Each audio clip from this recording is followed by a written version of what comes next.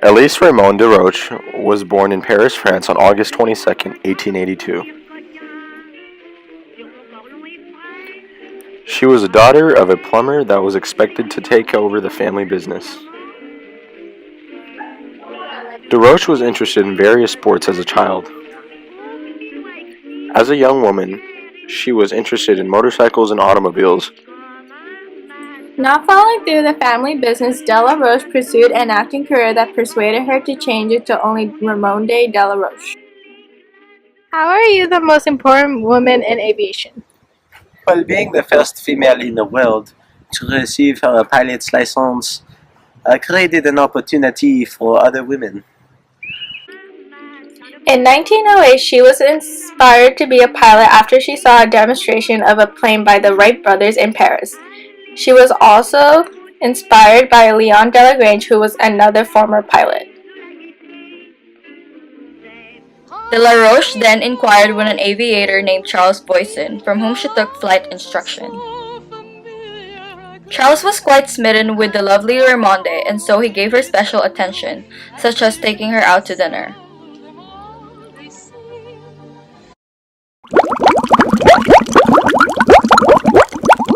Did you know Leon Delagrange actually introduced Charles Boyson to Laroche?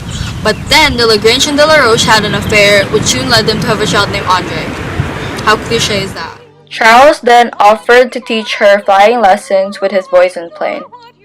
Did you know that Charles Boyson forbid Laroche to fly, but then she did it anyways? Then on March 10, 1910, Laroche was soon granted a pilot license when the Aero Club of France issued her number 36 of the International Aeronautics Federation. How were you involved in World War I? Ah, oui.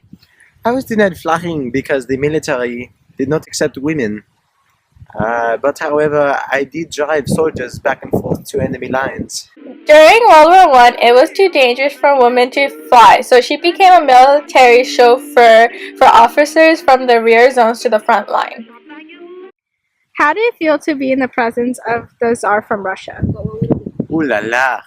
It was overwhelming. I felt like my heart was going to come out of my mouth. That is how nervous I was. Her flight to St. Petersburg was viewed by Tsar Nicholas, who was very impressed with Laroche's flight and wished to congratulate her. At a height of 150 meters, flying over houses and forests, she successfully completed 4 turns in her first volplane. Tell me about your near-fatal crash at the Rhymes competition.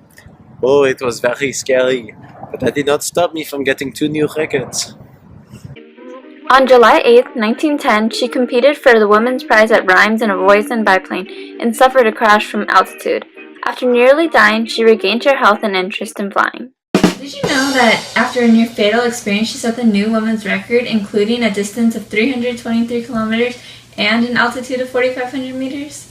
Oh, she was also a temporary holder of the Feminine Cup in 1913. How great is that? Wow, really?